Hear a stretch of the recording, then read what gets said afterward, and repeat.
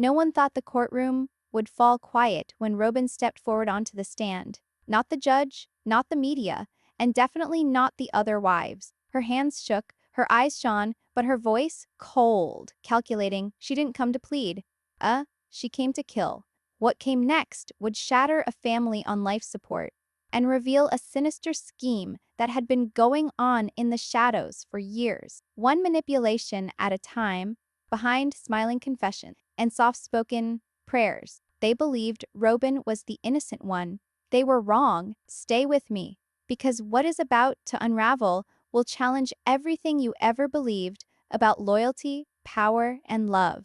Robyn Sullivan never was a part of chaos. Not ever. She grew up in a quieter existence, a humble upbringing, a different pace. And so when she married into the Brown family, she didn't marry Kody. She married a system, a structure, a hierarchy that appeared unbreakable. Initially, she played her role to perfection. Courteous smiles, gentle tones, showing respect to the previous wife. But beneath it all, something was seething, something more cunning than everyone could have ever dreamed. It was Christine who first saw it. Not at first. Naturally, at first, Christine wanted to think Robyn was simply thankful to be included in their family. But as time went on, changes crept in. Kody visited Christine's home less and less. His laughter became more difficult to extract from him. Chats grew shorter. Compliments were less common. And somehow, Robyn was always there, in the right place, at the right time. If the cracks in a family are small enough, no one does anything about them until someone begins pushing against them. Second, the Brown family prided themselves on unity. That was the whole pitch of their show, plural marriage, built on spiritual strength and mutual support. But behind the cameras, behind the rehearsed family dinners and sanitized smiles, things were growing heavy. Tense, Kody was evolving, and if he wasn't aware of it, it was Robyn pushing the evolution. So she was always just in touch enough, just open enough to win his sympathy. When another wife expressed concern, Robyn responded with big eyes, a soft voice, and a strategically timed tear. Meri, the initial wife, felt it next. Meri and Kody had already distanced themselves years ago, but Robyn came and made distance become absence. There were nights Meri waited for a call, a text, anything. Instead, Meri saw pictures online of Kody and Robyn at a festival. Just the two of them, no mention. No heads up, not even a talk. When Meri mentioned it, Kody shrugged. It was last minute, he replied. We didn't think it was a big deal. All manipulation begins small, until the mark questions their own understanding. The transition wasn't merely emotional, it was logistical. Robyn demanded fairness, but subversively advocated for shifts that worked in her favor. In her home, she had the best house, the most time with Kody, the sole legal marriage. She even commanded more of the show's story, her presence escalating season by season. Production adored her. She was camera gold, quiet, emotionally engaging, always fighting to belong. But in reality, Robyn wasn't fighting. She was winning. Janelle attempted to remain impartial. She always did. Her attention was on the children, the calendar, the finances. But impartiality in a system like that, it was not possible. Not when she started seeing how much Kody deferred to Robyn. Not when her own kids started asking, why does Dad not come here as frequently anymore? One evening, Christine and Janelle were parked in a car outside Christine's house. Their tone low, but full of frustration. She's not who she acts like she is, Christine stated.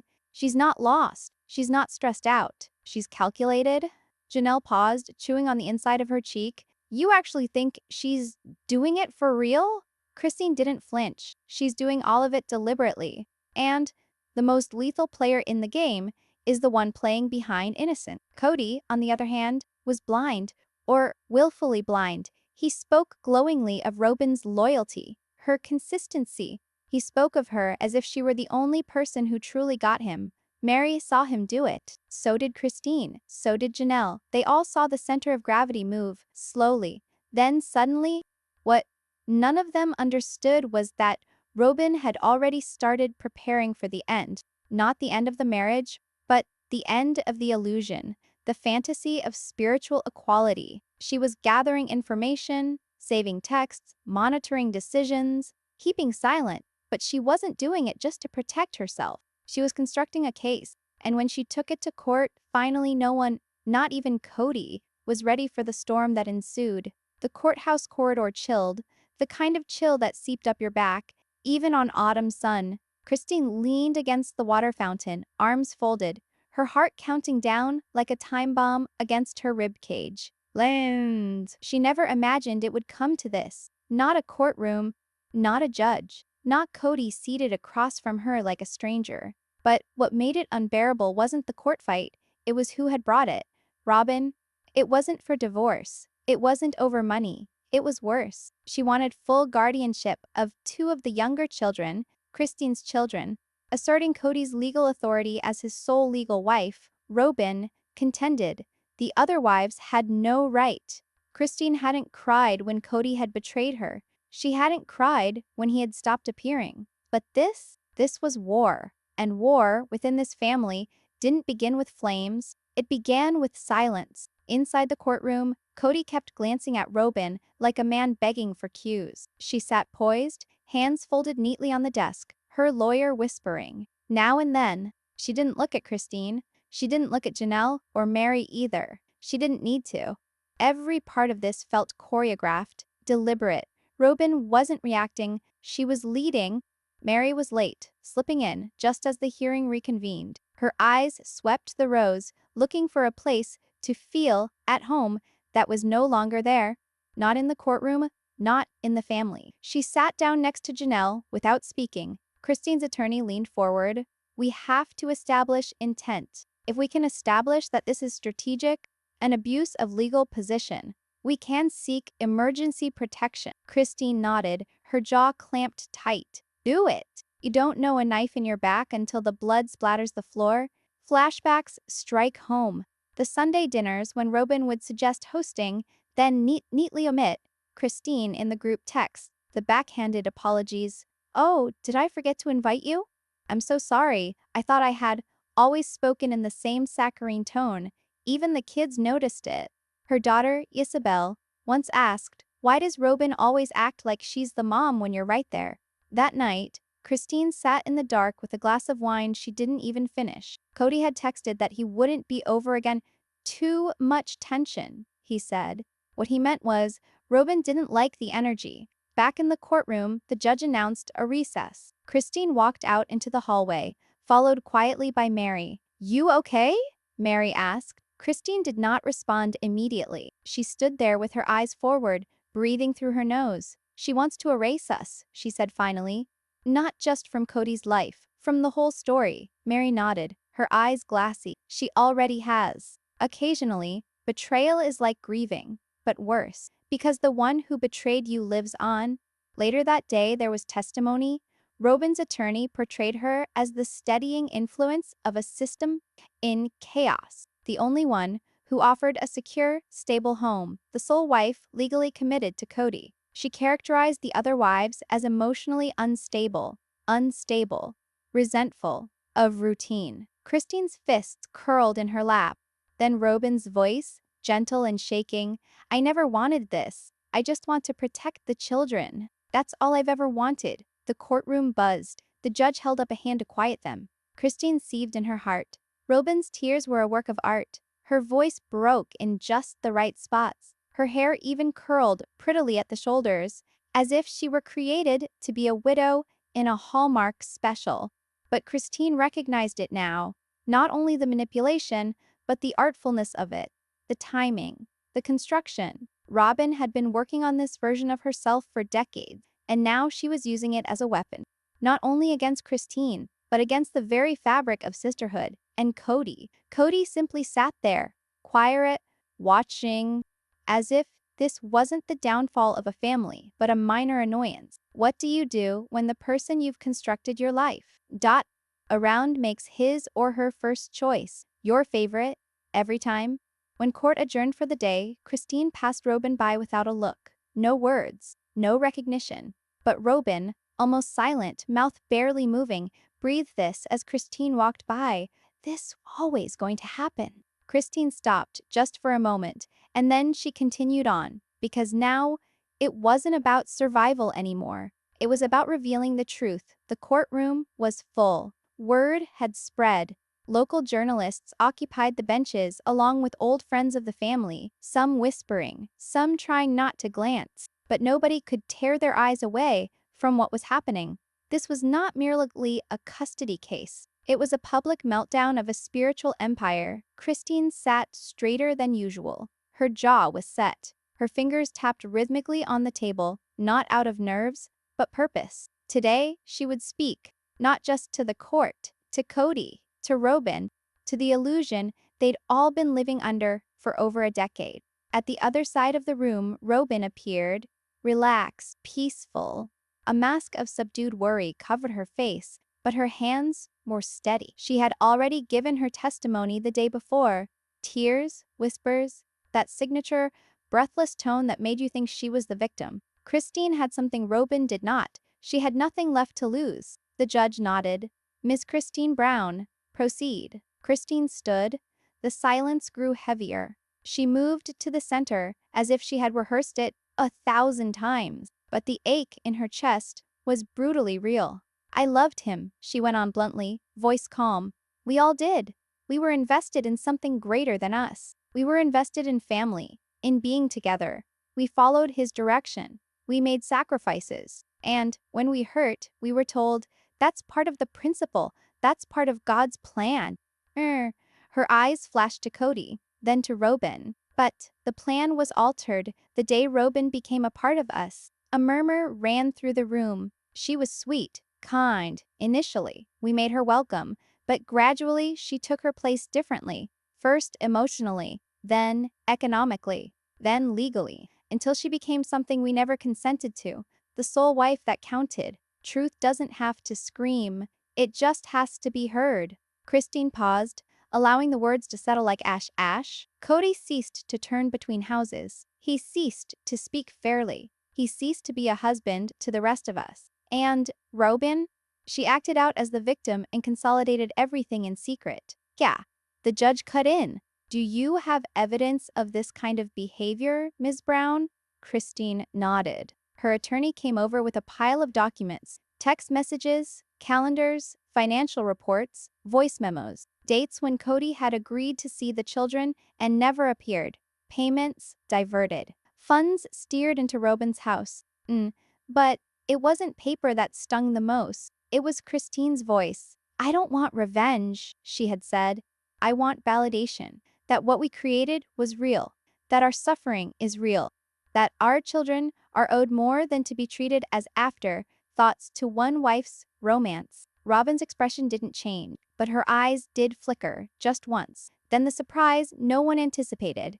Christine stepped aside, and Janelle got up, gasps spread through the gallery. Janelle hadn't intended to say anything. Not officially, but as she stood, even Kody seemed shaken. His mouth opened for a moment, then snapped shut. The man who had fathered 18 children at one point in his life, who was proud of juggling 4 houses, now seemed unable to keep even 1 second in check. I wasn't going to do this, Janelle started.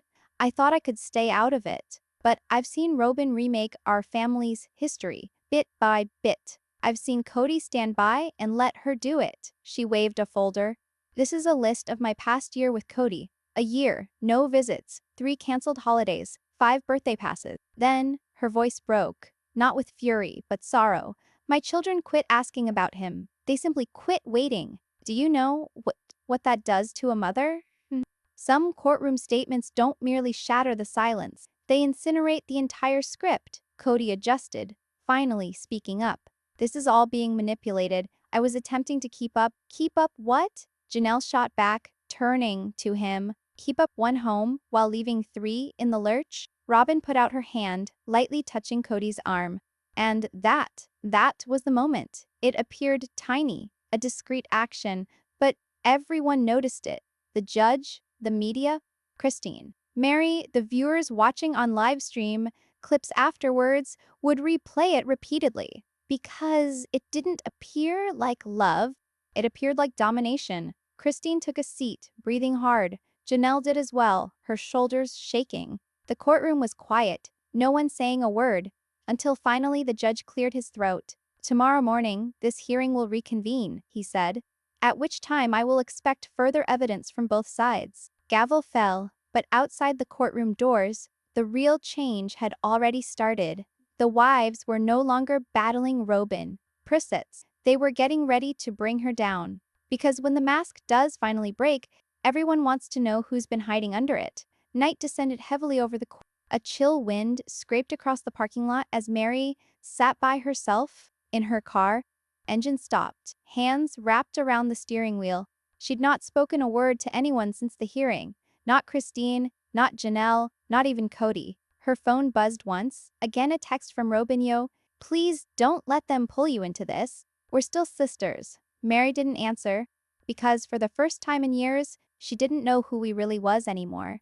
The closer the truth gets, the harder it fights to stay buried. The following morning, the courtroom did not seem like a legal room. It seemed like a stage. The tension hummed in the air. Reporters stood outside with cameras now. The judge arrived with more piercing eyes. And Robyn? She remained silent, under the watch of legal counsel, her face inscrutable. Then, something changed. "No." Christine's lawyer stood. "Your Honor, with the court's permission, we'd like to submit a sealed statement, one that reveals previously undisclosed interactions between Miss S., Robyn Brown, and the production company behind their television series." The courtroom murmured. The judge leaned forward. "Explain." The attorney nodded. Robyn Brown labored behind the scenes to manipulate the show's narrative. We have emails, producer quotes, and recordings implying that she made conscious attempts to shape storylines to make the other wives appear unstable, jealous, or undeserving of Kody's notice. Kody wins. Robyn didn't stir. Manipulating reality is simple when you have the pen. The proof came quickly. An email from Robyn to the network: "Please don't have me include that scene where I confront Christine. It'll portray the family as divided. Kody and I prefer to maintain a more cohesive tone." A producer's transcript: "Robyn insists her scenes are always pre-approved. None of the other wives do that." Even a deleted voicemail made its way out. Robyn's voice, low and measured. If you want us to continue filming, then you have to cease framing Janelle as if she's equal. That ain't the way things work anymore." Christine's attorney glared at the judge. This wasn't a woman trying to fit in. This was a woman orchestrating her rise. "Psych out." Kody tried to open his mouth, but there were no words. He glared at Robyn. She continued to avoid his gaze. At other times, power isn't grabbed. It's relinquished by the people too blind to notice it leaving. Janelle's hand shook as she handed a photo to the clerk. A screenshot, text messages between her and Robyn 2 years ago. "Janelle, I want to be treated fairly." Robyn, "Then stop acting like you're owed something you were never promised." Janelle, "We all agreed to this marriage." Robyn, "Only one of us signed papers." The judge's eyebrow went up. "You mean to say this was premeditated?" Christine's voice floated back from behind the table. "I'm saying Robyn never came into this family to share. She came to replace." Meri clenched her jaw and looked at her lap. All the years, all the silence, all the turning away, it was suffocating her. She stood up. Everyone locked up. And then Meri spoke the words, "I witnessed it all." Her voice trembled, but it did not break. "I ignored it for so long because I didn't want to be by myself. But I was already by myself. We all were, and we pretended it was fine because we were scared of losing him. But what we lost was ourselves." She turned to Robyn, tears welling up but never falling. "You didn't take Kody? We gave him to you, one compromise at a time. The most dangerous betrayal isn't the one you fight. It's the one you accept." For the first time, Robyn blinked. Her eyes welled, but not with performance, with panic. She whispered to her lawyer, but the damage was done. The judge leaned back, taking it all in. The transcripts, the recordings, the confession, the tears, the cold silences, the broken alliances. "I'll hear the motion and reconvene tomorrow with a decision," he stated, his voice distant. The courtroom cleared slowly. Outside, the wind quickened again. Robyn strode by Christine, her heels clicking sharply on tile. But just as she passed by, Christine spoke, level, calm. "Did you ever love any of us?" Even once? Robyn hesitated, but she did not turn. She just replied, not enough to lose. And then she went out the door. Because when the empire you've constructed begins to crumble, there's no one remaining to break your fall. The last day of court was like the eye of a hurricane. It was calm, too calm. Outside the city, clouds were low and heavy, not moving at all. In the courtroom, it was quieter than it ever had been. Nobody whispered. Nobody was brave enough to shift. Even the air was like it had paused to hear. Robyn walked in alone. No Kody. No kids. Just her and her lawyer. She was pale, her foundation painted neatly over what appeared to be a sleepless night. Her eyes that used to steal sympathy with one look now looked around the room. Warily, Christine sat erect. So did Janelle. And Meri, once the quiet one, once the abandoned, sat in between them, no longer glancing longingly at Kody's place. Because it was vacant, and that spoke louder than any testimony ever could. The judge sat on the bench, leafing through papers in heavy quiet, before finally settling his gaze on Robyn. This case has brought to light more than legal arguments. It has revealed patterns, decisions, and ramifications of unrestrained emotional authority within a cohabiting domestic structure. He cleared his throat. Robyn Brown's request for legal guardianship is denied. No clapping, only breath, finally released. But furthermore, the judge continued, this court recommends a psychological review for all parties involved, especially the minors still under this family's care. This is not just a custody issue. Lila, this is a crisis of identity, structure, and care. Robyn's expression didn't change. She sat motionless, lips pressed in a perfect line, as though the decision hadn't landed at all. Sometimes a loss doesn't shatter you because the breaking already happened long ago. Outside the courthouse, Christine was approached by reporters, lights flashing in her eyes. She gave only one line, I'm not here to win, I'm here to heal. Then, she walked away. Janelle followed her down the steps, flanked by her oldest son. Meri remained behind, staring out over the sidewalk, lost in the weight of what was, what could never be again.